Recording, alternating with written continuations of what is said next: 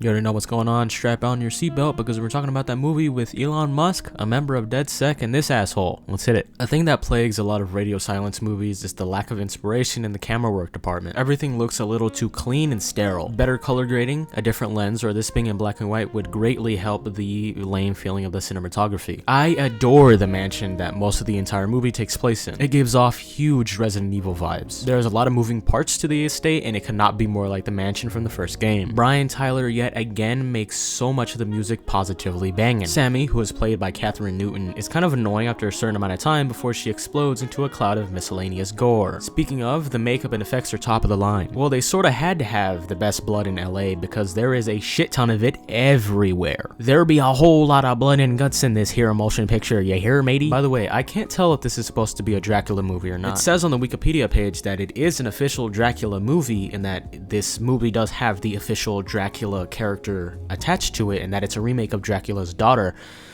But Dracula, the name himself, Dracula, the word Dracula, is not said once in the entire movie, so I can't tell if Universal still has the rights to him or not. I'm pretty sure they do, but it's weird that this is supposed to be like a real, like official Dracula film, but they never once mentioned his name. Now, this is a mild spoiler for near the end of the movie. Usually most of my reviews are spoiler free, but I'm gonna give you a little spoiler here, so if you're planning on going to see this movie soon, click off right now.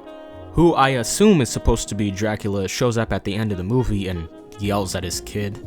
Bit of a weird ending, but Dracula does show up at the end, but they yet again do not mention his name once. Dracula does say, "I've been called many names throughout the countless years."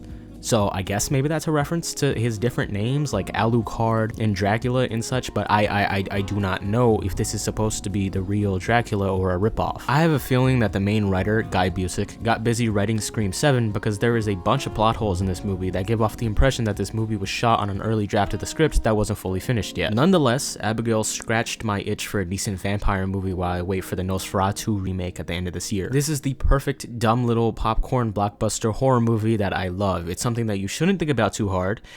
You just sit back and enjoy it, and I love it. It is phenomenally goofy in the best ways, and I thoroughly recommend. Bye.